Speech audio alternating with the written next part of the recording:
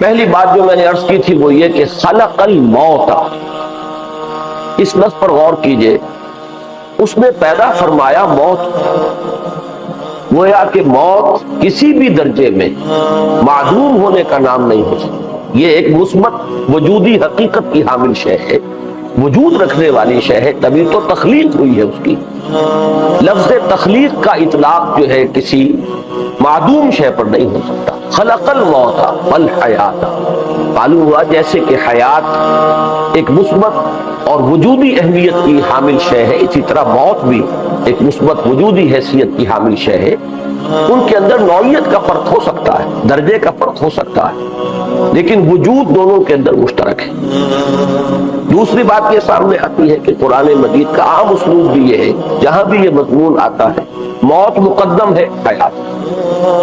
خلق الموت والحیات، سورہ بقرہ میں فرمایا کیف تکفرون باللہ وکنتم امواتا فاحیاکم ثم یمیتکم ثم یحییکم، اور یہ مضمون اور بھی مختلف مقامات پر آیا ہے، جس سے اندازہ یہ ہوتا ہے کہ پہلے ایک موت اس زندگی سے قبل ایک موت ہے۔ سورہ حج کی آیت نمبر 66 میں فرمایا وَهُوَ الَّذِي أَحْيَاكُمْ ثُمَّ يُمِيتُكُمْ ثُمَّ يُحْيِيكُمْ، وہی ہے جس نے تمہیں زندہ کیا پھر تمہیں مارے گا پھر تمہیں زندہ کرے گا۔ تو زندہ اس شے کو کیا جاتا ہے کہ جو پہلے موت کی حالت میں موجود ہے۔ معلوم یہ ہوا کہ ایک وجود کی ہماری کیفیت وہ تھی جو اس دنیا میں آنے سے قبل تھی، اور اس پر بھی قرآن مجید نے لفظ موت کا اطلاق کیا ہے، کنتم امواتا فاحیاکم۔ اسی طرح سورہ جاسیہ میں فرمایا قل اللہ یحییکم ثم یمیتکم ثم یجمعکم الی یوم القیامہ۔ تو گویا کہ اس دنیا میں جو ہماری آمد ہے، وہ جو کہا کسی نے کہ اے تازہ واردان بساط ہوائے دل، ہم جو یہاں آئے ہیں تو اس سے پہلے ایک ہماری کیفیت موت کی تھی جو ہم گزار آئے ہیں۔ ایک موت وہ ہے جو ہمارے سامنے آتی ہے۔ یہ جو زندگی ہے ہماری اس دنیا کی زندگی، یہ تو ظاہر بات ہے کہ ہمارا براہ راست اور بلا واسطہ اس کا تجربہ ہے، ہم اسے محسوس کر رہے ہیں، اس زندگی کو بسر کر رہے ہیں، اس کے حقائق ہمارے حواس خمسہ کی گرفت میں آ رہے ہیں، لہذا اس پر تو ہر ایک کا ایمان ہے۔ البتہ یہ کہ اس کے بعد ایسے لوگ بھی دنیا میں رہے ہیں اور آج بھی ہیں کہ جو اس زندگی کے سوا کسی زندگی کو ماننے کے لیے تیار نہیں۔ قرآن مجید میں دو جگہ پر ان کا قول آیا ان ہی الا حیاتنا الدنیا وما نحن بمبعوثین، نہیں ہے ہماری کوئی زندگی سوائے اس دنیا کی زندگی کے، اور ہم ہرگز دوبارہ اٹھائے جانے والے نہیں۔ ایک اور مقام پر مزید وضاحت کے ساتھ فرمایا وما ہی الا حیاتنا الدنیا نموت ونحیا وما یہلکنا الا الدہر، نہیں ہے ہماری زندگی سوائے اس دنیا کی زندگی کے، ہم خود ہی مرتے ہیں خود ہی جیتے ہیں، اور ہمیں مارنے والی شے بھی، ہلاک کرنے والی شے بھی گردش فلک اور دہر کے سوا اور کوئی شے نہیں۔ اس آیت میں تو میں نے بارہا عرض کیا ہے کہ مکمل دہریت کا فلسفہ جو ہے وہ ایک آیت کے اندر موجود ہے، اور اس سے یہ بھی معلوم ہوا کہ یہ دہریت کوئی دور جدید کی شے نہیں ہے، یہ دہریت جو ہے یہ تو نزول قرآن کے وقت موجود تھی۔ اگرچہ یہ لوگ شاذ تھے، الشاذ کالمعدوم کے درجے میں تھے، اصل میں تو لوگ وہی تھے اکثر و بیشتر جو اللہ کو مانتے تھے، اور جو ان میں سے بہت سے وہ بھی تھے کہ جو بعث بعد الموت کے منکر تھے، بہت سے وہ بھی تھے جو مانتے تھے کہ دوسری زندگی ہے، لیکن یہ کہ ہمارے وہاں سفارشی ہیں وہ ہمیں چھڑا لیں گے۔ ہؤلاء شفعاؤنا عند اللہ، تو معلوم یہ ہوا کہ شفاعت کا تصور جو ہے تو گویا مستلزم ہے اس کو کہ وہ بعث بعد الموت کے منکر نہیں تھے، وہ ہمارے سفارشی ہوں گے، لہذا معلوم ہوا کہ وہ اس کو بھی مانتے تھے۔ تو اکثر و بیشتر لوگ تو وہ تھے جو اللہ کو مانتے تھے مگر شرک کے ساتھ، پھر یہ کہ وہ بعث بعد الموت بھی مانتے تھے، لیکن بڑی تعداد ایسے لوگوں کی بھی تھی جو بعث بعد الموت کا انکار کرتے تھے، جن کا ذکر ان دو آیات میں آیا وما نحن بمبعوثین وما ہی الا حیاتنا الدنیا نموت ونحیا وما یہلکنا الا الدہر۔ اس میں تو اللہ کا بھی انکار ہے، معلوم ہوا کہ کوئی اور ایسی ہستی جو ہے ہم اس کو نہیں مانتے جو جلاتی ہو اور مارتی ہو، جس کے ہاتھ میں زندگی اور موت ہو، نموت ونحیا، خود ہی ایک سلسلہ چل رہا ہے، ہم خود ہی جیتے ہیں خود ہی مرتے ہیں، اور ہمیں ہلاک کرنے والی شے بھی وما یہلکنا الا الدہر۔ بہرحال ایک تو آپ یہاں سے چلیے بات شروع کیجئے یہ جو زندگی ہے ہماری، یہ تو وہ ہے کہ جس پر سب کا ایمان ہے، جو ہم یہاں بسر کر رہے ہیں، اس لیے کہ یہ تو ہمارے براہ راست تجربے کی شے۔ البتہ قرآن مجید نے جو جلی انداز میں جو بات انتہائی تکرار اور اعادہ کے ساتھ جو کہی ہے، اور وہ اس لیے کہی ہے کہ وہ ہماری اس زندگی کے اندر ہمارے رویے کی درستی کے لیے ناگزیر ہے کہ ہم اسے تسلیم کریں۔ کوئی اخلاق ممکن نہیں ہے جب تک کہ بعث بعد الموت اور جزا و سزا کا انسان کو یقین نہ ہو۔ جیسا کہ آخری پارے میں جب سورہ علق ہم پڑھیں گے تو 3 آیات مبارکہ ہیں جن کو میں نے بارہا عرض کیا ہے کہ پورا فلسفہ جو ہے آخرت کا ان میں موجود ہے۔ کلا ان الانسان لیطغی، انسان سرکشی پر آمادہ ہو ہی جاتا ہے، ظلم، تعدی، دست درازی، دوسروں کی حق تلفی، یہ کر گزرتا ہے۔ کیوں کر گزرتا ہے؟ الراہ استغنی، دیکھتا ہے اپنے کئی آزاد، کوئی پکڑ نہیں ہے۔ میں نے جھوٹ بولا، میری زبان پر چھالا بھی نہیں پڑا، میں نے مال کسی کا ہڑپ کر لیا، مجھے پیٹ میں درد بھی نہیں ہوا۔ تو معلوم ہوا کہ مورل لا جو ہے وہ یہاں آپریٹو نہیں ہے، فزیکل لا جو ہے آپریٹو ہے۔ آپ انگارہ زبان پر رکھیں گے، زبان جل جائے گی، جھوٹ بولیں گے، غیبت کریں گے، تہمت لگائیں گے، کچھ نہیں ہوگا۔ اسی طریقے سے آپ زہر کھائیں گے، سنکھیا کھائیں گے، مر جائیں گے۔ لیکن آپ حرام مال کھائیں گے، سود کھائیں گے،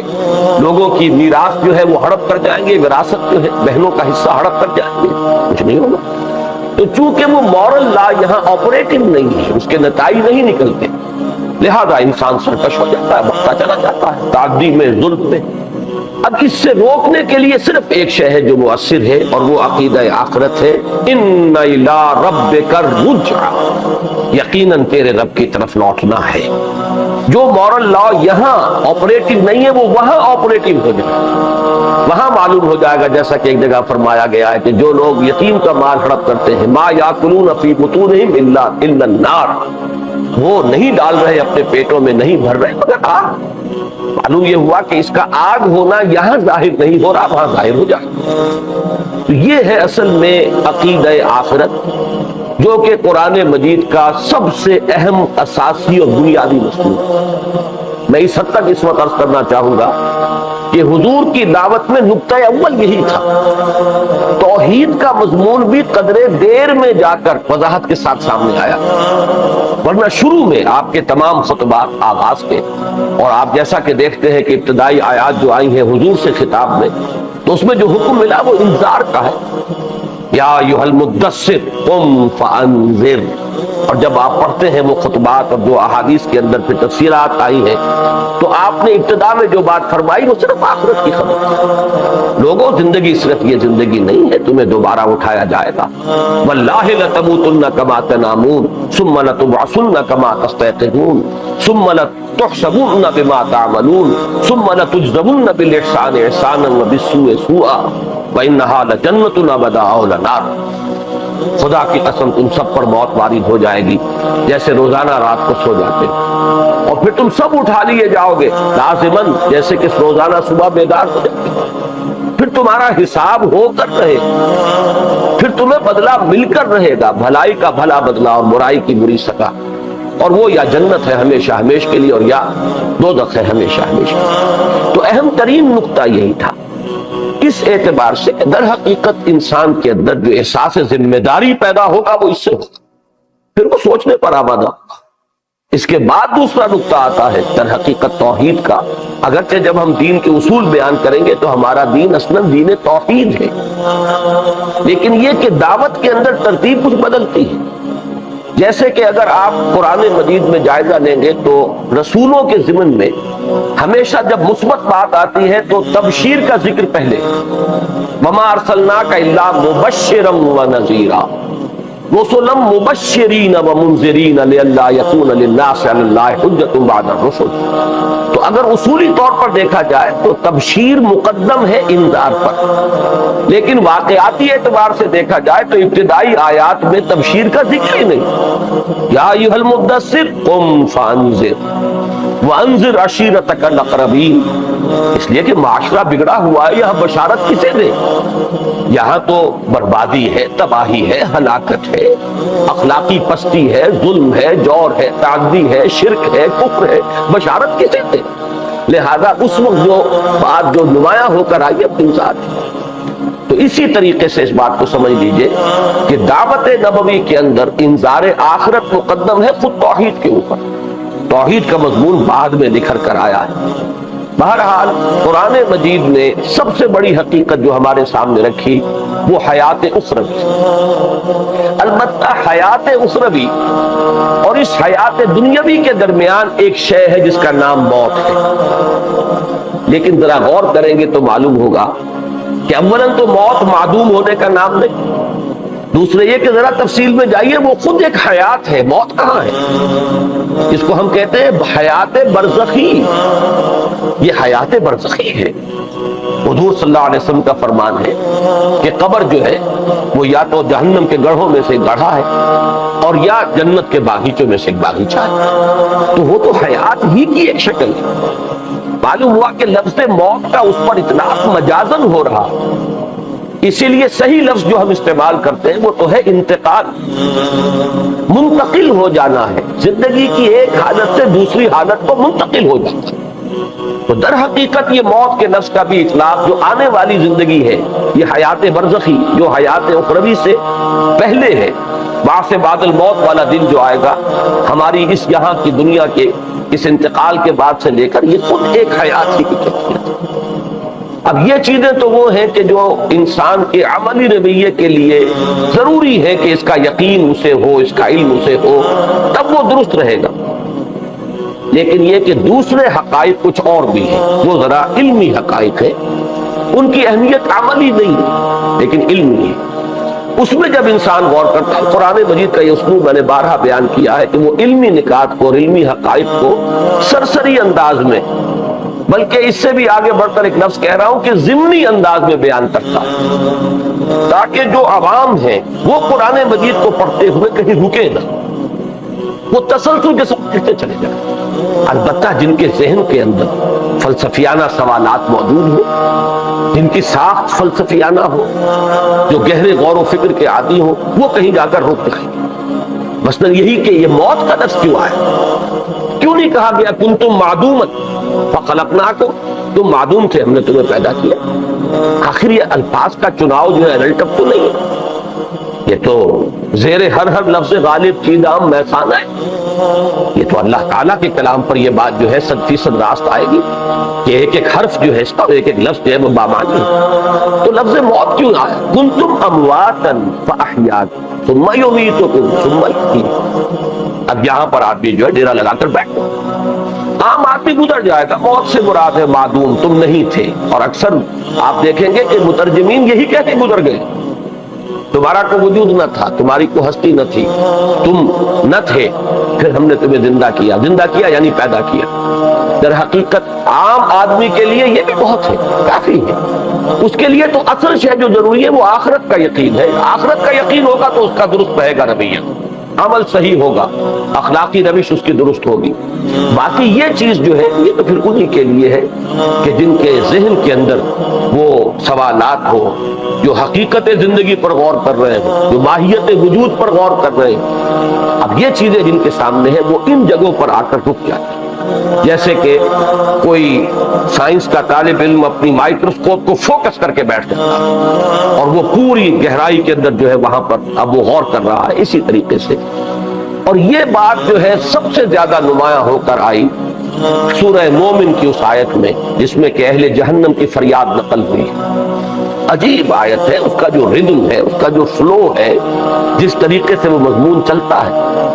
کہ اہل دوزخ جو ہے یہ فریاد کریں گے، پروردگار ربنا امتنا اثنتین واحییتنا اثنتین فاعترفنا بذنوبنا فهل الی خروج من سبیل۔ پروردگار تو نے ہمیں 2 مرتبہ مارا اور 2 مرتبہ جلایا، 2 مرتبہ زندہ کیا، 2 مرتبہ ہم پر موت وارد کی، اب اماتا کے لفظ پر غور کیجئے. اماتا جو ہے یہ فعل ہے. امتا تو نے ہمیں مارا، امتنا تو نے ہمیں مارا.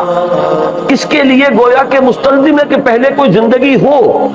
زندگی ہوگی تو اس پر موت کا اطلاق ہوگا، موت وارد کی جائے گی.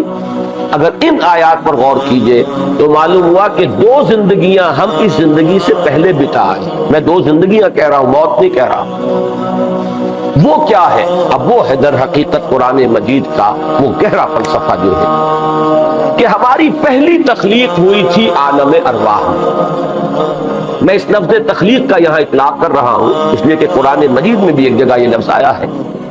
فرمایا گیا ہے کہ جب قیامت میں ہم سب جمع ہوں گے، اللہ کے سامنے کھڑے ہوں گے، پوری نوع انسانی موجود ہوگی. حضرت آدم بھی ہوں گے، اور قیامت جب ہوگی اس وقت جو آخری انسان ہوگا وہ بھی ہوگا، پوری نوع انسانی ہوگی. تو اللہ تعالیٰ ایک عجیب خطاب فرمائیں گے، لَقَدْ جِئْتُمُونَا كَمَا خَلَقْنَاكُمْ أَوَّلَ مَرَّةٍ. آ گئے ہو نا ہمارے پاس جیسے کہ ہم نے تمہیں پیدا کیا تھا پہلی مرتبہ. یہ پہلی مرتبہ بھی جب ہم پیدا کیے گئے تھے تو الارواح جنود مجندہ، حدیث میں یہ الفاظ آئے ہیں کہ وہ روحیں جو ہیں وہ لشکروں کے لشکر تھے. تمام ارواح انسانیہ آدم سے لے کر اور آخری انسان تک جو نسل آدم میں پیدا ہوگا ان کی ارواح اس وقت پیدا کر دی گئی. اگرچہ ٹیکنیکلی جو شاہ ولی اللہ دہلوی رحمۃ اللہ علیہ کی اصطلاحات میں نے آپ کو بتائی تھی، اس پر لفظ ایجاد یا ابداع کا اطلاق صحیح تر ہوگا. ایجاد ارواح یہ پہلا مرحلہ ہے. اور اس وقت ظاہر بات ہے کہ ہمارا جسم تو نہیں تھا لیکن ہم سب تھے اپنے شعور ذات کے ساتھ کہ میں ہوں، آپ ہیں. اور اس وقت ہم نے ایک عہد کیا تھا اللہ سے، الست بربکم قالوا بلی. ظاہر بات ہے کہ یہ عہد جو ہوتا ہے یہ تو بقائمی ہوش و حواس ہوگا. ہمیں اپنا شعور تھا جب ہم نے عہد کیا. گویا کہ اس وقت کے دور کے بارے میں دو الفاظ نوٹ کر لیجئے. اس وقت ہم ارواح کی حالت میں تھے اور پورے شعور ذات کے ساتھ، سیلف کانشسنس کے ساتھ موجود تھے. یہ ہماری حیات اولا ہے، سب سے پہلی زندگی. اس کے بعد امتا تو نے ہمیں مارا، یہ پہلی اماتا کا عمل ہوا ہے. اور اس کے بعد ان ارواح کو میں بار بار لفظ استعمال کرتا ہوں کسی کولڈ سٹوریج میں رکھ دیا گیا. یہ در حقیقت ارواح کی خابیدگی کی ایک کیفیت ہے، سوئی ہوئی ہے ارواح. جیسے جیسے اب جو تخلیق کا عالم مادی میں، عالم اجساد میں جو تخلیق کا سلسلہ چل رہا ہے، تو جیسے ہی کسی ایک انسان کا بطن مادر میں، جس کے بارے میں حدیث میں آیا 120 دن کے بعد جب وہ بچہ جو ہے جنین کی شکل میں 120 دن کا ہو جاتا ہے، وہ روح جو ہے اس کی لا کر شامل کر دی جاتی ہے. فیرسل الملک، ملک کو بھیجا جاتا ہے. فینفخ فیہ الروح، پھر وہ اس کو روح پھینک دیتا ہے، وہ پھونک دیتا ہے. اور روح سے ظاہر بات ہے کہ زندگی مراد نہیں ہے. زندگی تو اس سے پہلے کہ 120 دن جو ہے وہ بھی کوئی ڈیڈ تو نہیں تھا. وہ جنین، وہ امبریو جو ہے وہ لیونگ امبریو ہے. بلکہ یہ کہ اس سے پہلے جیسے کہ سورہ دہر میں آیا تھا انا خلقنا الانسان من نطفۃ امشاج، ہم نے انسان کو پیدا کیا ملے جلے نطفے سے. وہ نطفہ کہ جس سے انسان کی تخلیق شروع ہوتی ہے، اس کا ایک جز آتا ہے مرد سے، باپ سے، اور ایک جز آتا ہے عورت سے یعنی ماں سے. اور یہ دونوں جو ہے لیونگ سیلز ہیں، یہ ڈیڈ نہیں، لیونگ سیلز. ان کے امتزاج سے پھر ایک سیل وجود میں آیا اور اس سے پھر آگے تخلیق کا عمل جو ہے ایمبریولوجی جس کو کہ ڈسکس کرتی ہے وہ عمل شروع ہوا. 120 دن کے بعد، اور یہ حدیث جو ہے بخاری کی ہے، بڑی پختہ حدیث ہے، غالباً متفق علیہ ہے. عبداللہ ابن مسعود رضی اللہ تعالی عنہ اس کے راوی ہیں. اور چونکہ مضمون اس کا ایسا ہے کہ جس میں لوگوں کو ہو سکتا ہے کہ اچنبھے کی کیفیت ہو، لہذا حضرت عبداللہ ابن مسعود فرماتے ہیں کہ حضور نے یہ فرمایا وَهُوَ الصَّادِقُ الْمَصْدُوقُ، اور وہ سچے ہیں اور ان کی سچائی کی گواہی دی گئی ہے. اس کے بعد بات شروع کی ہے کہ حضور نے فرمایا کہ تم میں سے ہر ایک کا وجود جو ہے رحم مادر میں 40 دن تک نطفے کی شکل میں ہوتا ہے، پھر 40 دن وہ علقہ کی صورت میں ہوتا ہے، پھر 40 دن وہ مضغہ کی صورت میں ہوتا ہے، پھر اللہ تعالیٰ فرشتے کو بھیجتا ہے اور وہ اس کو روح ڈالتا ہے. یہ ہے احیاء اولا. پہلا جو مسئلہ تھا وہ تو تھا تخلیق اول، اب اس کے بعد وہ ایک زندگی عالم ارواح میں ہم نے گزاری، ایک موت عالم ارواح میں ہم گزار چکے روحانی کیفیت میں جبکہ ہم سوئے رہے، اور پھر احیا ہو رہا ہے پہلا یہاں پر جب ہم نے اس عالم مادی میں آنکھ کھولی، اے تازہ واردان بساط ہوائے دل۔ پھر اب اس زندگی کے بعد دوسرا اماتہ ہوگا، پھر اس کے بعد دوسرا احیا ہوگا، اور اس کے بعد ظاہر بات ہے کہ پھر وہ اخروی زندگی ہے، ابدی زندگی۔ تو در حقیقت اس کو بطور دلیل استعمال کریں گے اہل جہنم کہ پروردگار جب 4-5 مراتب ہم پر گزر چکے، 2 مرتبہ تو نے مارا، 2 مرتبہ جلایا، تو اب ایک مرتبہ اور ہمیں موقع مل جائے۔ فَهَلْ إِلَىٰ خُرُوجٍ مِّن سَبِيلٍ، یعنی جب ایک چیز چلی آ رہی ہے اور تکرار 2 مرتبہ ہو چکی ہے تو گویا کہ اس سے ایک دلیل بنتی ہے کہ ایک مرتبہ کا ہمیں موقع مل جائے۔ تو یہ ہے اصل میں قرآن مجید کی حکمت کا وہ دوسرا پہلو، یہ غامض پہلو ہے، یہ اس طرح واضح نہیں ہے، اس کے لیے غور کرنا پڑے گا کہ امت تنستتین واحیی تنستتین، 2 مرتبہ مارا 2 مرتبہ جلایا، اس کا مفہوم کیا ہے؟ کنتم امواتا فاحیاکم ثم یمیتکم ثم یحییکم ثم الیہ ترجعون، اس کے معنی کیا ہے؟ تو گویا کہ ہمارے وجود کے، اب دیکھیے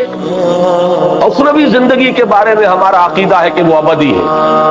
وَإِنَّهَا لَجَنَّةٌ أَبَدًا أَوْ لَنَارٌ أَبَدًا، اگرچہ ہمارے ہاں بعض لوگوں کا خیال کچھ ہے، میں اصل میں چونکہ پچھلی مرتبہ بھی ایک بات میں کہہ بیٹھا، بعض حضرات نے کہا کہ اس قسم کی باتیں اگر نہیں ہو تو اچھا ہے، بہت سے لوگوں کے ذہن میں خامخواہ کے اشکال ہو جاتے ہیں، وہ خالص فلسفیانہ بات ہے یا اسے شاعرانہ بات کہیے، اس لیے کہ ہائر پوئٹری، ہائر فلسفی، ہائر مسٹیسزم، ہائر ریلیجن، یہ چاروں اوپر جا کر ایک ہو جاتے ہیں۔ بہرحال اس تک چونکہ ہر شخص کی ذہنی سطح جو ہے وہ ایسی نہیں ہوتی کہ اس پر گفتگو کی جائے، وہ بات جو میں نے کہی تھی صرف وضاحت کر دیتا ہوں کہ وہ صرف ایک علمی نقطے کی حیثیت سے ذہن میں رکھیے، نہ میں اس کو آپ کے سامنے اس اعتبار سے رکھ رہا ہوں کہ آپ اسے مانیں، تسلیم کریں، اس نے اپنے عقیدے کا جز بنائیں۔ وہ ایک علمی بات ہے، فلسفیانہ بات ہے کہ اللہ تعالیٰ کا علم قدیم ہے، اور اللہ تعالیٰ کے علم قدیم میں ہم ہمیشہ سے موجود تھے۔ اس کو ہمارے متکلمین کہتے ہیں یہ صور علمیہ، صورت علمی جو تھی اللہ کے علم کے اندر اس پوری کائنات کا وجود ہمیشہ سے، اس اعتبار سے پوٹینشلی گویا کہ ہمارا وجود تو چلا آ رہا ہے، وہ تو گویا کہ ازلی وجود بھی ہو گیا۔ علامہ اقبال نے اسی آئیڈیا کو لے کر بڑا خوبصورت شعر کہہ دیا، بضمیرت آرمیدم تو بے جوش خود نمائی، بکنارہ برق گندی در آب دار خبرا، میں تو تیرے اندر آرام سے سویا ہوا تھا، تو نے اپنے آپ کو ظاہر کرنے کے لیے اپنے اس موتی کو جو ہے وہ باہر پھینک دیا ہے، ورنہ مجھے تو کوئی وجود کی اور اس وجود کی، اس زندگی کی مجھے تو کوئی ضرورت نہیں تھی، میں تو بڑے چین سے سویا ہوا تھا۔ بضمیرت آرمیدم تو بجوش خود نمائی، البتہ میں نے اس لیے اس کا ذکر کر دیا کہ اس حدیث قدسی کے ساتھ اس کا مضمون جڑتا ہے، جو اگرچہ محدثین سند کے اعتبار سے اسے تسلیم نہیں کرتے، لیکن پوری امت نے بالاجماع اسے قبول کیا ہے، مفسرین نے، ہمارے فقہاء نے، سب نے مانا ہے مضمون کے اعتبار سے کہ وہ بات صحیح ہے۔ وہ یہ کہ کنت کنزا مخفیا، میں ایک چھپا ہوا خزانہ تھا، فاحببت ان اعرف فخلقت الخلق، تو میں نے یہ چاہا کہ مجھے پہچانا جائے تو میں نے خلق کو پیدا کیا۔ ایک بند خزانہ ہے، میری قوت خلاقی، میری قوت تخلیق جو ہے وہ چھپی ہوئی تھی، اس کا ظہور ہے یہ۔ اور اسی میں پھر آخری نقطہ یہ ہے کہ انسان وہ تخلیق ہے اللہ کی، وہ کلائمیکس ہے کریشن کا، جس میں کہ اللہ کو پہچاننے کی استعداد ہے، اور وہ بقیہ تمام مخلوقات کو گویا کہ ذریعہ بناتا ہے اللہ کو پہچاننے کا۔ یہ آسمان اور زمین اور چاند اور سورج اور ستارے یہ سب آیات ہیں، ان فی خلق السماوات والارض واختلاف اللیل والنہار والفلک التی تجری فی البحر بما ينفع الناس الی آخر الآیہ، یہ ساری تخلیق جو ہے یہ آیت بن گئی، اور در حقیقت یہ اس لیے ہے کہ ان کے ذریعے سے انسان اللہ کو پہچانے۔ یہی وجہ ہے کہ صوفیہ وہ جو آیہ مبارکہ ہے سورہ ذاریات کی، وما خلقت الجن والانس الا لیعبدون، اس کی تعبیر یہی کرتے ہیں، وما خلقت الجن والانس الا لیعرفون، تاکہ مجھے پہچانے۔ ظاہر بات ہے جب اللہ کی معرفت حاصل ہو جائے گی تو پھر اللہ ہی سے محبت ہوگی، اللہ ہی سے لو لگائی جائے گی، اسی کا بندہ بے دام بن کر انسان رہ جائے گا۔ کیسے ممکن ہے کہ وہ پہچان لے اللہ کو اور پھر اس کی توجہ کسی اور طرف ہو جائے، کسی اور کی محبت کا وہ اسیر ہو جائے؟ ناممکن۔ یہ تو در حقیقت ہم اللہ کو چھوڑ کر کسی اور چیز کی طرف متوجہ اس لیے ہوتے ہیں کہ وما قدر اللہ حق قدرہ، کہ اللہ کا ہم اندازہ نہیں کر پاتے، اس کے جلال و جمال اور اس کے حسن و کمال کا ہمیں کچھ تھوڑا سا بھی اندازہ ہو جائے تو پھر یہ کہ کسی اور کو دیکھنے کو جی ہی نہیں چاہے، کسی اور کی طرف توجہ ہوگی ہی نہیں۔ تو یہ ہے وما خلقت الجن والانس الا لیعبدون، وہ نتیجہ نکلے گا کس کا؟ الا لیعرفون، مجھے پہچانو گے تو مجھ سے محبت کرو گے، مجھے پہچانو گے تو میرے بندہ بے دام بن جاؤ گے، میرے غلام بن جاؤ گے، میری بندگی ہی کو اپنی زندگی کا اصول اور نایاب بنا لو گے۔ بہرحال یہ وہ حصہ ہے جو صرف ایک فلسفیانہ ایک بات جن حضرات کے دلوں میں کوئی خواہش ہے کبھی وہ پڑھیں گے تو پھر یہ مسائل شاید آئیں، اس اعتبار سے میں نے صرف اس کا ذکر کر دیا ہے۔ اسی طرح میں ایک ذکر اور کر رہا ہوں، اور وہ ذکر یہ ہے کہ اگرچہ اہل سنت کا اجماعی عقیدہ یہ ہے کہ جنت بھی ابدی ہے، ابدی ہے، ابدی ہے، ہمیشہ ہمیشہ ہمیشہ ہمیشہ ہمیشہ ہمیشہ، اور دوزخ بھی ابدی ہے، ابدی ہے، ہمیشہ ہمیشہ ہمیشہ ہمیشہ، کوئی ان دونوں کے لیے اختتام نہیں۔ لیکن بعض لوگوں کا خیال یہ رہا ہے، اور عجیب بات یہ ہے کہ دو ایسی عظیم شخصیتیں کہ جو اور مختلف اعتبارات سے ایک دوسرے کی بالکل ضد ہیں، امام ابن تیمیہ رحمہ اللہ اور شیخ محی الدین ابن اکبر، شیخ اکبر، اب یہ محی الدین ابن عربی شیخ اکبر جنہیں کہا جاتا، اب یہ بہت سے اعتبارات سے ایک دوسرے کی ضد، لیکن اس مسئلے میں دونوں متفق کہ جہنم ابدی نہیں ہے، جنت ابدی ہے، جنت ہمیشہ رہے گی، جہنم ایک وقت آئے گا کہ ختم ہو جائے، اور اس کے لیے احادیث ہے۔ میں آپ کو بتا دوں کہ مولانا سید سلیمان ندوی رحمۃ اللہ علیہ نے جب سیرت النبی کی تکمیل کی ہے، سیرت النبی کے پہلے دو حصے جو ہیں وہ ان کے استاد کے لکھے ہوئے ہیں شبلی نعمانی رحمہ اللہ، اور بقیہ چار حصے جو ہیں در حقیقت وہ سیرت نہیں ہے، وہ انسائکلوپیڈیا ہے، وہ ایک بہت بڑا علمی ذخیرہ ہے۔ اس کی جلد چہارم میں انہوں نے بحث کی ہے اور انہوں نے اپنی رائے بھی انہی کی رائے کے ساتھ شامل کی ہے کہ جہنم ابدی نہیں۔ ایسی احادیث موجود ہے کہ فرمایا حضور نے کہ ایک وقت آئے گا کہ جہنم میں کھنکتی ہوئی خالی دیگ کے مانند رہ جائے گی، اس میں کچھ نہیں، اور اس کے لیے عقلی دلائل بھی دیے گئے کہ ظاہر بات ہے اللہ کا فضل تو بے پایا ہو، وہ تو بات سمجھ میں آتی ہے، اس کی حساب کتاب کی ضرورت نہیں ہے، لیکن انسان نے جو غلطیاں کی ہیں، گناہ کیے ہیں، وہ بہرحال محدود ہے، اس نے محدود زندگی میں گناہ کیے، اور آپ یہ بھی کہہ لیجئے کہ اس کے بعد میں بھی اثرات رہے، بعد میں بھی اثرات رہے، نسلاً بعد نسل چلے، لیکن وہ بھی تو محدود ہو جائے گا ایک جگہ جا کر، آخر قیامت آئے گی تو نسل آدم ختم ہو جائے گی، اور نسل آدم ختم ہو جائے گی تو کسی کے گناہ کے اثرات بھی وہاں جا کر تو ختم ہوں گے۔ اور قرآن مجید میں بار بار آتا ہے کہ اللہ تعالیٰ کسی گناہ کی سزا اتنی ہی دیتا ہے جتنا کہ وہ گناہ ہے، البتہ نیکی کا اجر و ثواب وہ بڑھاتا ہے۔ تو یہ جو اصول ہے، اس اصول سے بھی یہ بات ثابت ہوتی ہے کہ کتنا طویل لاکھوں سال، کروڑوں سال، اربوں سال تک بھی مان لیجئے، لیکن یہ کہ عقل کا تقاضا یہ ہے، منطق کا تقاضا یہ ہے کہ ایک محدود زندگی میں جو گناہ کیے گئے ہیں اور اس کے اگر اثرات بھی چلے ہیں تو وہ بھی بہرحال کتنے ہی طویل ہو جائے، ایک جگہ پر آ کر حد کی آ جائے گی، تو اس کی جو سزا ہے وہ بھی محدود ہونی چاہیے، وہ نامحدود کو نہیں ہونی چاہیے۔ یہ ہے اس کے فلسفیانہ دلیل، اور احادیث موجود ہیں۔ بہرحال اہل سنت کا یہ اجماعی عقیدہ نہیں ہے، لیکن میں نے علم آپ کے معلومات کے لیے یہ بات عرض کر دی ہے۔ ابن عربی شیخ اکبر اور امام ابن تیمیہ رحمہ اللہ دونوں کی یہ رائے۔ اب باقی جو ہے اصل بات سمجھنے کی کیا ہے، خلق الموت والحیات، یہ میں نے آج عرض کیا، پہلے میں نے عرض کیا تھا کہ 3 زندگیاں 2 موتیں، پہلی زندگی خالص ارواح کی حالت میں، لیکن اس وقت شعور بھی تھا، ایک موت پہلی آ گئی جبکہ روح تھی خابیدہ، سوئی ہوئی، کولڈ سٹوریج۔ پھر ہماری دوسری زندگی یہ ہے جس میں روح بھی ہے، جسد بھی ہے، شعور بھی ہے۔ پھر موت آئے گی جس میں کہ روح بھی ہوگی، نفس بھی ہوگا، جسد گل سڑ جائے گا،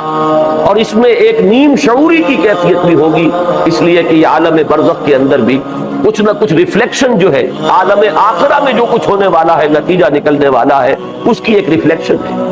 وہ جو انگریزی میں آپ کہتے ہیں کہ coming events cast their shadows before, تو اہل جنت کو جو کچھ ملنے والا ہے ٹھنڈی ہوائیں قبر میں آ جائیں، اور اہل دوزخ کے ساتھ جو کچھ بیتنے والا ہے اس کی آگ کی لپٹ جو ہے وہ یہاں آ جائے۔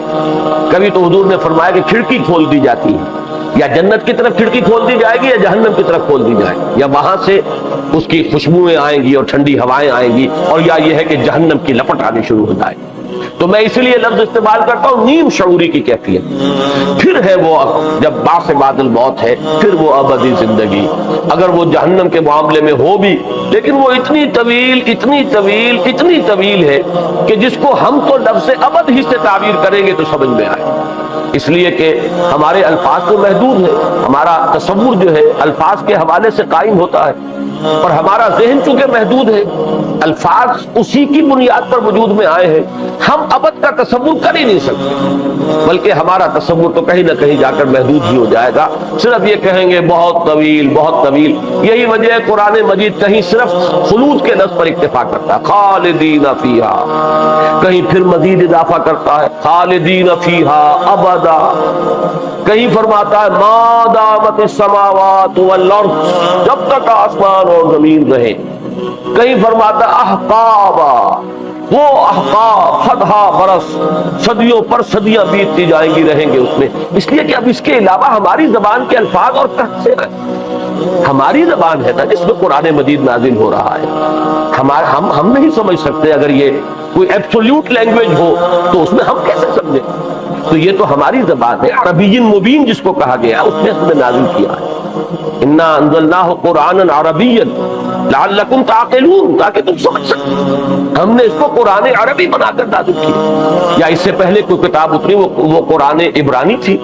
یا کوئی اور پہلے صحیفہ حضرت ابراہیم کا نازل ہوا ہوگا، تو ہم نہیں کہہ سکتے کہ وہ عبرانی تھی یا کوئی اور بات تھی، واللہ اعلم۔ تو معلوم یہ ہوا کہ ہمارے الفاظ محدود ہیں، اب زیادہ سے زیادہ تصور دینے کے لیے مختلف اسلوب ہیں، کہیں صرف خلود، کہیں خالدین فیہا ابدا، کہیں ما دامت السماوات والارض، جب تک آسمان اور زمین قائم رہے، کہیں احقابا صدہا برس، صدیوں پر صدیاں بیتتی جائیں گی۔ تو بہرحال یہ ہے تصور زندگی کا، اور میں نے جیسا کہ پچھلی مرتبہ آپ کو علامہ اقبال کا شعر سنایا، بہترین تعبیر، صحیح ترین تعبیر، میں نہیں سمجھتا کہ اس سے زیادہ خوبصورت تعبیر ہو سکتی ہے کہ تو اسے پیمانہ امروز و فردا سے نہ ناپ، جاویداں پہ ہم دماں ہر دم جواں ہے زندگی۔ اب یہ ہر دم جواں ہے زندگی، یہ الفاظ جو ہیں اس میں جو بھی کچھ یعنی کونوٹیشن، اس کا جو مفہوم ذہن میں آتا ہے، کچھ وہی ہے حقیقت کے قریب تر ہمارے ذہن کو پہنچانے والی بات، کہ تو اسے پیمانہ امروز و فردا سے نہ ناپ، جاویداں پہ ہم دماں ہر دم جواں ہے زندگی۔ ایک بات کی طرف اور اشارہ کر دی، سورہ روم میں ایک بڑی پیاری بات آئی ہے کہ یعلمون ظاہرا من الحیات الدنیا، یہ لوگ حیات دنیاوی کے بھی صرف ظاہر ہی سے واقف ہیں، یعنی جو حیات دنیاوی، جیسا کہ میں نے عرض کیا، وہ ہمارا براہ راست تجربہ ہے، بڑے ہارڈ فیکٹس ہیں نا اس کے، یہاں کی مسرت بھی ایک واقعے کی حیثیت سے آتی ہے، اور یہاں کی مضرت یا کوئی ہمارے لیے کوفت ہے وہ بھی ایک واقعے کی حیثیت سے آتی، یہاں کی خوشیاں بھی جو ہے بڑی کنکریٹ ہے، اور یہاں کے غم بھی بڑے کنکریٹ ہے۔ تو یہ ہے ہمارا ڈائریکٹ ایک اس کا تجربہ اور ایکسپیرینس، لیکن در حقیقت اس زندگی کی بھی جو اصل باطنی حقیقت ہے وہ ہمارے حواس کے دائرے سے باہر ہے، اور وہ ہے روح۔ اصل تو شے روح ہے، یہ جسد تو اس کا ایک مرکب ہے، ایک سواری دے دی گئی ہے، لہذا ہم دنیا کی زندگی سے بھی جس سے براہ راست واقف ہے وہ در حقیقت مادی زندگی ہے۔ حقیقی زندگی جو ہے وہ تو روحانی زندگی، وہ روح جو ہم میں پھونکی گئی ہے، اگر اس کو جان لیں تو جیسا کہ میں سورہ حشر کی اس آیت کے حوالے سے بڑی مفصل تقاریر کر چکا ہوں کہ وَلَا تَكُونُوا كَالَّذِينَ نَسُوا اللَّهَ فَأَنسَاهُمْ أَنفُسَهُمْ أُولَٰئِكَ هُمُ الْفَاسِقُونَ، ان لوگوں کے مانند نہ ہو جاؤ جنہوں نے اللہ کو بھلا دیا تو اللہ نے انہیں اپنے آپ سے غافل کیا۔ تو یہ اپنے آپ سے غافل ہو کر زندگی بسر کر رہا ہے انسان، وہ اپنے آپ کو صرف ایک حیوان سمجھ کر، ایک حیوان قرار دے کر، زیادہ سے زیادہ یہ کہ ذرا سلائٹلی مور ایوالوڈ اینیمل ہے، ذرا ہائر پلین آف ایوولوشن پر ہے، ذرا ایوولوشن ٹری کی ٹاپ پر آ گیا ہے۔ لیکن ظاہر بات ہے آج کے انسان کا تصور اپنے بارے میں یہی ہے کہ میرے اور ان ایپس کے درمیان اتنا ہی فرق ہے جتنا کہ گھوڑے اور گدھے کے مابین فرق ہے۔ گدھا ذرا کورس قسم کا اینیمل ہے اور گھوڑا ریفائنڈ قسم کا اینیمل ہے، باقی وہی اینیمل وہ ہے، وہی اینیمل وہ ہے، اینیمل ہونے میں کوئی فرق نہیں ہے، ایک ذرا ریفائنڈ ہے ایک کورس۔ تو یہ گوریلے اور شمپینزیز اور یہ ایپس جو ہے یہ گویا کہ ہمارے ہی وہ ہم ہی ہیں یہ، لیکن یہ کہ وہ ذرا کورس قسم کے ہیں، ابھی اب ہم ریفائنڈ ہو۔ یہ ہے آج کے انسان کا تصور اپنے بارے میں، گویا کہ انسان اپنی عظمت سے خود مستعفی ہو چکا، اس نے اپنے آپ کو مجرد ایک حیوان کی سطح پر گرا دیا، اس سے زیادہ اپنی کوئی حقیقت کو سمجھتا ہی نہیں۔ اور یہ میرے نزدیک سب سے بڑا مظہر ہے اس آیہ مبارکہ کا، وَلَا تَكُونُوا كَالَّذِينَ نَسُوا اللَّهَ فَأَنسَاهُمْ أَنفُسَهُمْ أُولَٰئِكَ هُمُ الْفَاسِقُونَ۔ تو جب اپنے آپ کو حیوان سمجھ لیں گے تو فاسق تو ہوں گے ہی، پھر تو اینیمل انسٹنکٹس اور ان کو بے قابو کر کے انسان جو ہے زیادہ سے زیادہ سینچوئل گریٹیفیکیشن، زیادہ سے زیادہ تسکین جو ہے اپنے لیے حاصل کرے گا، تو ظاہر بات ہے پھر فاسق ہونا تو نتیجہ ہے اس کا کہ انہوں نے اپنے آپ کو محض حیوان سمجھا اور اپنی اصل حقیقت کو بھول گئے۔ یہ ہے ظاہرم من الحیات الدنیا، یہ حیات دنیاوی کا بھی اصل باطنی پہلو اگر سامنے آ جائے تو پھر وہ بات ہو جائے گی۔ یہ بھی وہ حدیث ہے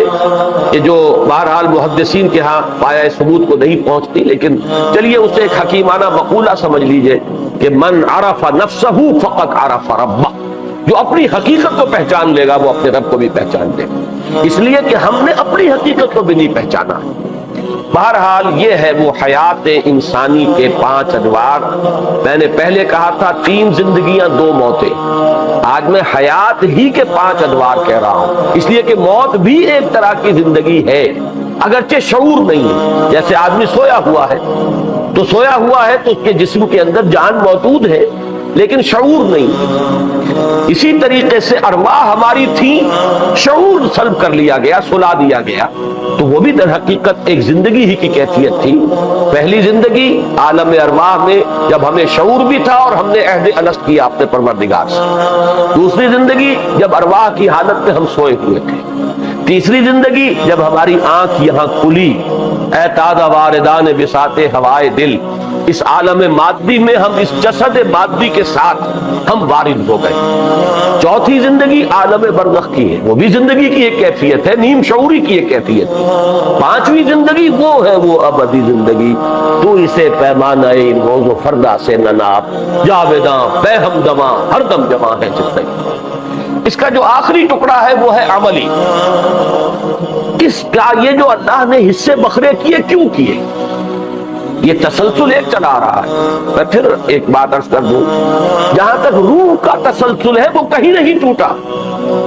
یہ جو بھی کیفیات بدل رہی ہے، کہیں روح خالی ہے، کہیں روح جسد کے ساتھ، کہیں روح پھر جب ہے قبر میں جسد جو ہے وہ گھل رہا ہے، مٹی ہو کر مٹی ہو رہا ہے، روح موجود ہے، روح چل رہی ہے۔ روح کا تسلسل تو کہیں ٹوٹا ہی نہیں، اس وقت سے جب سے کہ اللہ نے ارواح کو تخلیق کیا ہے اس وقت سے لے کر وہ ابد الآباد تک، یہ تو ایک تسلسل ہے، اس میں تو کوئی وقفہ بھی نہیں۔ اس کے بارے میں تو اب یہ بھی نہیں کہہ سکتے کہ موت ایک زندگی کا وقفہ ہے، یعنی آگے بڑھیں گے دم دے کر، وقفہ کہیں ہے ہی نہیں۔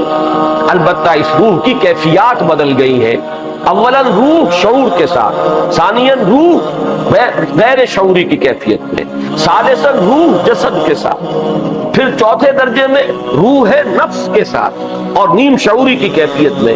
اور عالم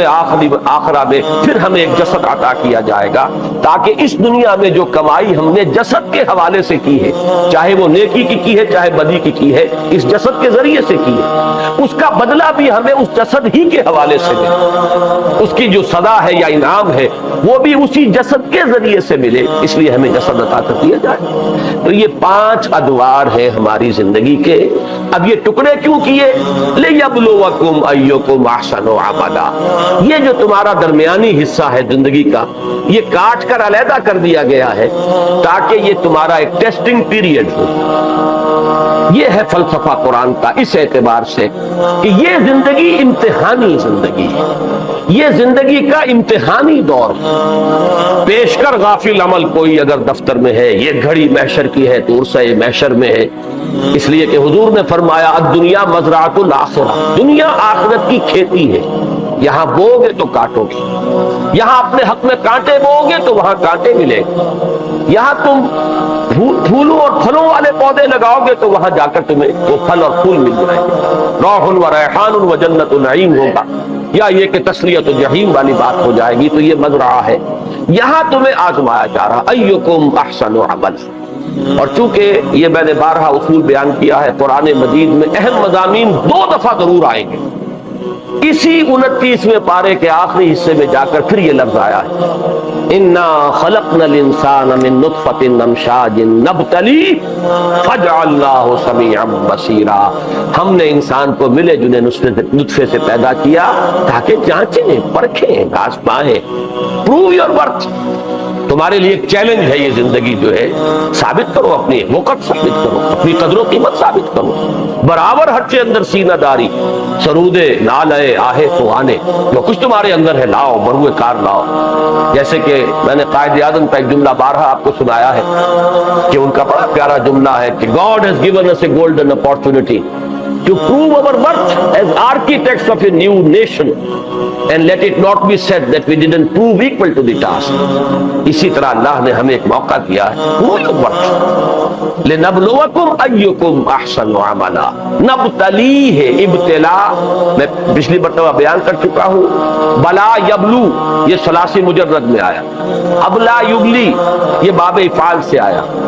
ابتلا یبتلی یہ باب افتعال سے، تینوں کا مفہوم ایک ہی، آزمانا، جانچنا، پرکھنا۔ لنبلوکم ایکم احسن عملا وہو العزیز الغفور، عزیز اور غفور دونوں کا تعلق ہے جزا کے ساتھ، وہ زبردست ہے جو چاہے سزا دے، لیکن وہ غفور بھی ہے جس کو چاہے بخش دے، یغفر لمن یشاء ویعذب من یشاء، یہ اللہ کی ایبسولوٹ اتھارٹی ہے۔ یہاں میں نے پچھلی مرتبہ تو عرض نہیں کیا تھا لیکن اس سے پہلے بعد مواقع پر بیان کیا ہے کہ ہمارا نقطہ نظر اور دوسری طرف اس کے برعکس نقطہ نظر ہے معتزلہ کا اور اہل تشیع کا۔ اس میں فرق یہ ہے کہ معتزلہ اور شیعہ ان دونوں کا موقف یہ ہے کہ اللہ پر عدل واجب ہے اس پر کہ گناہ گار کو سزا دے، واجب ہے اس پر کہ نیکوکار کو جزا دے۔ اہل سنت کا موقف یہ ہے کہ اللہ پر کوئی شے واجب نہیں، اللہ کے اختیار کو محدود کرنے والی کوئی شے نہیں، اللہ جسے چاہے بڑے سے بڑے نیکوکار کو وہ چاہے جہنم میں جھونک دے، اس کا اختیار،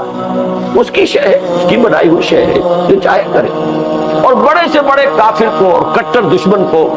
اور باغی کو چاہے بخش دے۔ اگرچہ ہم یہ جانتے ہیں کہ وہ ایسا نہیں کرے گا، یہ دوسری بات ہے، اس نے ہمیں بتایا ہے کہ میں عدل کروں گا، میں انصاف کروں گا، میں بدلہ دوں گا، میں سزا دوں گا، یہ اپنی جگہ پر ہے، لیکن یہ ہے کہ واجب ہم نہیں کہیں گے کہ اللہ تعالیٰ پر عدل واجب ہے، بلکہ یہ کہ اللہ کا اختیار مطلق ہے، یعذب من یشاء ویغفر من یشاء واللہ علی کل شیء قدیر۔ اگر یہ کیفیت نہ ہو تو پھر تو اس کی قدرت جو ہے وہ مطلق نہ رہی، اس کا اختیار مطلق نہ رہا۔ یہ وَهُوَ الْعَزِيزُ الْغَفُورُ۔ باقی آیات کے بارے میں اب میں تفصیل میں نہیں جا رہا ہوں کیونکہ یہی آیت تھی اس میں جس کے بارے میں نے عرض کیا تھا کہ یہ قرآن مجید کے فلسفہ اور حکمت کے ایک اہم پہلو سے بحث کرتی ہے۔ اب ہم آگے چل رہے ہیں۔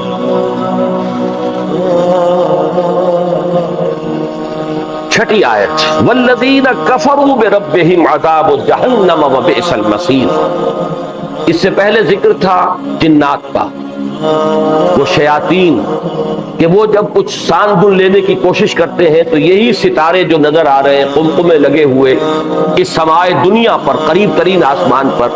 یہیں سے ان پر میزائل بھی داغے جاتے ہیں، رجوما للشیاطین، ان کو سنسار کرنے کا اللہ تعالیٰ نے وہاں بندوبست کیا ہے۔ میں نے عرض کیا تھا کہ یہ مضمون تفصیل سے آئے گا سورہ جن میں، اور جنات کی حقیقت کیا ہے اور ہم سے وہ کس کس اعتبار سے مختلف ہیں، آیا ان کا جو ہے معاملہ نبوت اور رسالت کا وہ کوئی اپنی جگہ پر علیحدہ ہے یا نہیں ہے، یا وہ نبوت اور رسالت کے ذیل میں جو انسانوں میں نبی اور رسول آئے ہیں انہی کے تابع ہیں۔ یہ مسائل انشاءاللہ تعالیٰ وہ سورہ جن جب ہم پڑھیں گے اسی 29ویں پارے میں آ جائے گی، تب تفصیل سے گفتگو ہوگی۔ اس کے بعد فرمایا وَأَعْتَدْنَا لَهُمْ عَذَابَ السَّعِيرِ، اور ہم نے ان کے لیے دوزخ کا عذاب بھی تیار کیا ہوا ہے۔ وَلِلَّذِينَ كَفَرُوا بِرَبِّهِمْ، اب یہاں سے مراد ہے انسان، اور انسانوں میں سے جو کفر کریں اپنے رب کا، جو ناشکری کریں اپنے رب کی، جو انکار کریں اپنے رب کا، یا مان کر نہ مانے اپنے رب کو، یعنی مان تو رہے ہیں لیکن یہ کہ اس کے حکم پر عمل نہیں کر رہے، لما تقولون ما لا تفعلون، یہ کفر حقیقی ہے۔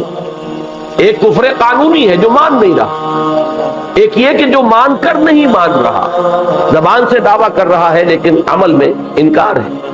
جیسے فرمایا گیا سورہ جمعہ میں ہم پڑھ آئے ہیں کہ یہود کی مثال دی گئی ہے، بئس مثل القوم الذین کذبوا بآیات اللہ، بری ہے مثال اس قوم کی جس نے اللہ کی آیات کو جھٹلایا، تکذیب۔ اب ظاہر بات ہے کہ یہود نے تورات کی تکذیب تو نہیں کی، زبان سے تو کبھی نہیں جھٹلایا، وہ عملی تکذیب ہے۔ تو ایک کفر عملی ہے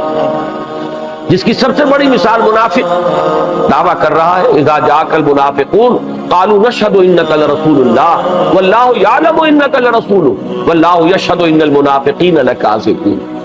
جب یہ منافق آپ کی خدمت میں حاضر ہوتے ہیں نبی اور کہتے ہیں کہ ہم گواہ ہیں اس پر کہ آپ اللہ کے رسول ہیں، اور اللہ خوب جانتا ہے کہ آپ اللہ کے رسول ہیں،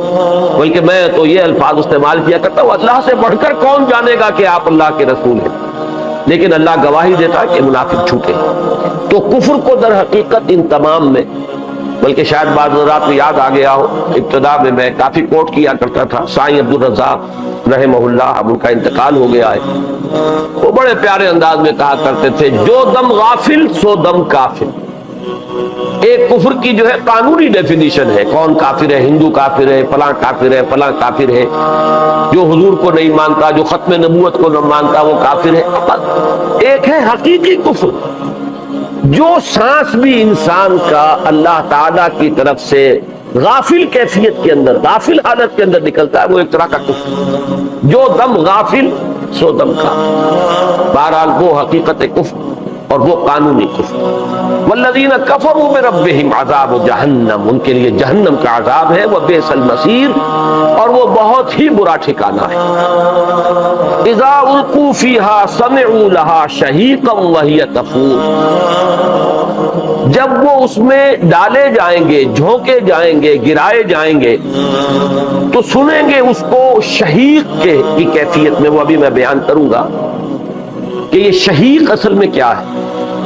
یہ دو الفاظ قرآن مجید میں آئے ہیں، شہیق اور زفیر۔ سورہ ہود میں آیت نمبر 109 میں فرمایا فَأَمَّا الَّذِينَ شَقُوا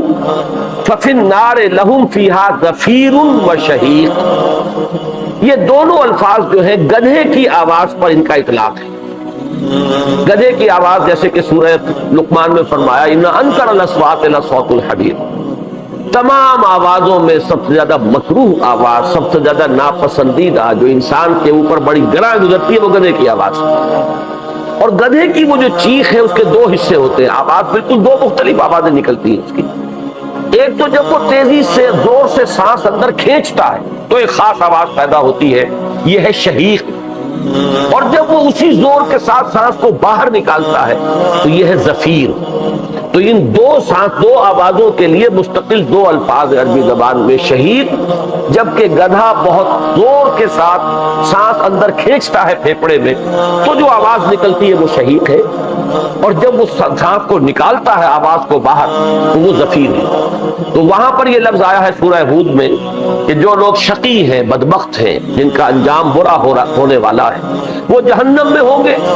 اور اس میں وہ چنگھاڑیں گے، چیخیں گے، چلائیں گے۔ اب ہم باب محاورہ ترجمہ کریں گے، چیخنا چلانا ہوگا جیسے کہ گدھا جو ہے وہ چیختا چلاتا ہے۔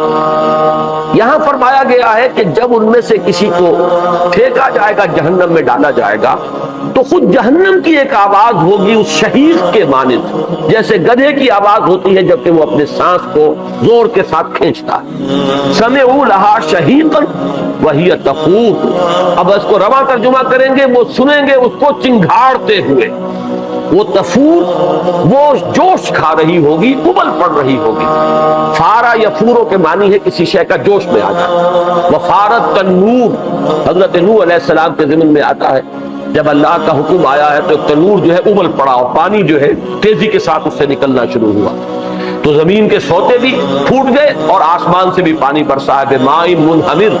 اور پھر یہ دونوں پانی مل گئے۔ والتقى الماء على امر قد قدر، یہ دونوں پانی زمین سے نکلنے والے اور آسمان سے برسنے والے یہ جمع ہو گئے ایک ایسے بات کے لیے جس کا کہ فیصلہ ہو چکا تھا، یعنی قوم نوح کے غرق کر دینے کے لیے۔ وہی تفور، وہ ابل رہی ہوگی، جوش کھا رہی ہوگی۔ تکاد تمیز من الغیظ، قریب ہوگی کہ پھٹ پڑے اپنے غضب اور جوش کی وجہ سے۔ یہ تمیز تفاعل میں وہی لفظ آ گیا، تمییز ہے کسی چیز کو علیحدہ علیحدہ کر دینا، اور تمیز ہے خود علیحدہ علیحدہ ہو جانا۔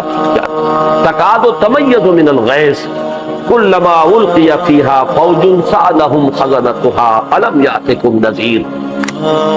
جب بھی اس میں ڈالی جائے گی ایک فوج، کلما القی فیہا فوج، فوج سے مراد یہاں کیا ہوگا؟ معلوم ایسا ہوتا ہے کہ ایک ایک امت کا فیصلہ ہوگا، ایک ایک رسول کی امت، اور اس کے بعد اس امت کے اندر سے جو بھی جہنمی ہوں گے ان کو جھونک دیا جائے گا۔ یہاں میں نے لفظ چونکہ امت کا استعمال کیا تو آپ شاید گھبرا گئے ہوں، اصل میں امت کے لفظ کا دو اس کے اطلاق ہیں، ایک امت دعوت اور ایک امت اجابت۔ امت دعوت وہ قوم ہے جس کی طرف رسول بھیجے گئے، وہ امت دعوت ہے، وہ اس کی امت ہے۔ امت اجابت وہ لوگ ہیں جو اس میں سے دعوت کو قبول کرتے ہیں، اور حضور صلی اللہ علیہ وسلم کی امت دعوت ہے پوری نوع انسان، تمام انسان جو بھی حضور صلی اللہ علیہ وسلم کے زمانے سے لے کر تا قیام قیامت اس دنیا میں آئیں گے، وہ سب حضور کی امت دعوت میں شامل ہیں۔ امت اجابت ان لوگوں پر مشتمل ہے جنہوں نے حضور کی رسالت کی تصدیق کی اور ان کی دعوت پر لبیک کہی، انہیں قبول کیا۔ تو میں اس معنی میں لفظ امت بول رہا ہوں کہ قوم نوح یوں سمجھیے کہ نوح کی امت تھی، ان میں سے چند لوگ تھے جو ایمان لائے، باقی وہ ہے کہ جو غرق کر دیے گئے اور پھر وہ جہنم میں جھونک دیے جائیں گے۔ تو گویا کہ ایک ایک رسول، چونکہ یہ ہم پڑھ چکے ہیں، سورہ نساء میں بھی مضمون آیا ہے، سورہ نحل میں بھی آیا ہے، فَكَيْفَ إِذَا جِئْنَا مِنْ كُلِّ أُمَّةٍ بِشَهِيدٍ وَجِئْنَا بِكَ عَلَىٰ هَٰؤُلَاءِ شَهِيدًا، تو کیا ہوگا اس دن جس دن کہ ہم ہر امت میں سے ایک گواہ کھڑا کریں گے اور اے نبی آپ کو ہم لائیں گے ان کے خلاف گواہ بنا کر۔ تو معلوم ہوا کہ جس قوم کی طرف رسول بھیجے گئے، اب ان کا محاسبہ جب ہوگا تو رسول جو بھیجے گئے تھے وہ، جیسا کہ میں بارہا کہتا رہا ہوں کہ پروسیکیوشن وٹنسز کی حیثیت سے کھڑے ہوں گے عدالت خداوندی میں کہ پروردگار تیرا پیغام جو ہم تک آیا تھا ہم نے پہنچا دیا۔ Now they are responsible, they are accountable، اب یہ جواب دہ ہے، یہ خود ذمہ دار، ہم نے کوتاہی نہیں کہیں پہنچانے کے اندر، ہم نے پیغام پہنچا دیا۔ تو گویا کہ ایک ایک رسول کی قوم کا حساب چکایا جائے گا اور پھر یکبارگی جو ہے ان کو جہنم میں جھونکا جائے گا۔ کلما القی فیہا فوج سألہم خزنتہا، اس کے جو داروغہ ہیں وہ یہ کہیں گے، خازن کی جمع ہے خزنہ، جیسے طالب کی جمع طلبہ، خازن کی جمع خزنہ، خزنتہا، تو جو جہنم کے داروغہ ہوں گے، جہنم پہ جو فرشتے مامور ہیں، وہ ان سے ایک سوال کریں گے، اور یہ سوال جو ہے استفہام کے لیے نہیں ہے، یہ نہیں کہ وہ کچھ جاننا چاہتے ہیں، ان کے علم میں نہیں ہے، بلکہ ان کے اوپر گویا کہ ان کی حسرت میں اضافہ کرنے کے لیے جتلائیں گے یہ بات، کیا تمہارے پاس کوئی خبردار کرنے والے نہیں آئے تھے؟ الم یاتکم نذیر، کوئی خبردار کرنے والا نہیں آیا تھا، ترجمہ یہ ہونا چاہیے، وہ ہم ادب کے لیے اسے جمع کے صیغے میں یہ ترجمہ کر رہا ہوں، کیونکہ ایک امت ہوگی تو ایک ہی نذیر اس کا ہوگا، ایک ہی رسول اس کی طرف بھیجا گیا، تو اس لیے اس کو لفظ جو آئے گا وہ واحد کا، الم یاتکم نذیر، کیا نہیں آیا تھا تمہارے پاس کوئی خبردار کرنے والا؟ یہاں وہ لفظ میں نے آج شروع میں استعمال کیا تھا، نوٹ کر لیجئے کہ رسول کی بنیادی حیثیت نذیر کی ہے۔ یا ایھا المدثر قم فانذر وانذر عشیرتک الاقربین اوحی الی ھذا القرآن لانذرکم بہ ومن بلغ، یہ قرآن میری طرف وحی کیا گیا تاکہ میں تمہیں اس کے ذریعے سے خبردار کروں، تو کیا کوئی خبردار کرنے والا نہیں آیا تھا؟ قالوا بلا، وہ کہیں گے کیوں نہیں، قد جانا نذیر، اب یہاں نوٹ کر لیجئے قد کا اضافہ جو ہے بہت ہی حتمی، قطعی، یقینی، وثوق کا پیدا کر دینے والا ہوتا ہے۔ قد جانا نذیر، یقیناً آئے تھے ہمارے پاس، آیا تھا ایک خبردار کرنے والا۔ پھر نوٹ کیجئے یہاں پہ وہی واحد کا صیغہ چلا آ رہا ہے، نذیر، اس لیے کہ ایک امت پر ایک رسول۔ وہ کیا الفاظ ہے، وَإِن مِّنْ أُمَّةٍ إِلَّا خَلَا فِيهَا نَذِيرٌ، کوئی ایسی امت نہیں گزری ہے جس میں کہ ایک نذیر اللہ تعالیٰ نے نہ بھیجا ہو نہ مبعوث کیا۔ قد جانا نذیر فکذبنا، تو ہم نے جھٹلا دیا، تکذیب کی۔ وقلنا ما نزل اللہ من شیء، ہم نے کہا کوئی شے نہیں اتاری اللہ نے۔ ان انتم الا فی ضلال کبیر، نہیں ہو مگر تم لوگ، اب یہاں انتم جمع کا صیغہ آیا، اس کی وضاحت میں کروں گا کیوں آیا۔ ان انتم الا فی ضلال کبیر، نہیں ہو تم لوگ مگر بڑے کھلے گمراہی کے اندر، بھٹک گئے ہو، بہک گئے ہو، اس کی بھی وضاحت کرنی ہوگی۔ سب سے پہلے یہ کہ انتم کیوں کہا گیا، اگرچہ اس کی ایک تعویل یہ بھی کی گئی ہے کہ ایک رسول کا انکار چونکہ تمام رسولوں کے انکار کے مساوی ہے، لہذا گویا کہ یہاں پر ایک رسول کی نفی کی گئی تو گویا کہ تمام رسولوں کی نفی کر دی گئی، اس لیے جمع کا صیغہ آیا۔ لیکن میرے نزدیک زیادہ قریب قیاس بات یہ ہے کہ کوئی رسول ایسا نہیں گزرا جس پر کچھ لوگ ایمان نہ لائے، اور وہ لوگ بھی پھر داعی ہو جاتے تھے، جیسے محمد الرسول اللہ صلی اللہ علیہ وسلم پر اولین ایمان لانے والے ابو بکر صدیق، اور پھر بہت بڑے داعی وہ بن گئے ہیں۔ اور آپ کو معلوم ہے کہ عشرہ مبشرہ چوٹی کے جو 10 صحابہ ہیں، ان میں سے 6 حضرت ابو بکر کی دعوت پر ایمان لائے۔ تو گویا کہ اب یہ انتم کا صیغہ آ رہا ہے نبی اور ان کے ساتھی شہداء، وَجِیءَ بِالنَّبِیِّینَ وَالشُّہَدَاءِ وَقُضِیَ بَینَہُم بِالْحَقِّ وَہُم لَا یُظْلَمُونَ، نبی کے ساتھ بریکٹ ہو جاتے ہیں ان کے وہ ساتھی جو شہادت علی الناس میں ان کے دست و بازو بن جاتے ہیں، ان کے ساتھی بن جاتے ہیں، دین کی دعوت اور تبلیغ کے اندر ان کے مددگار بنتے ہیں۔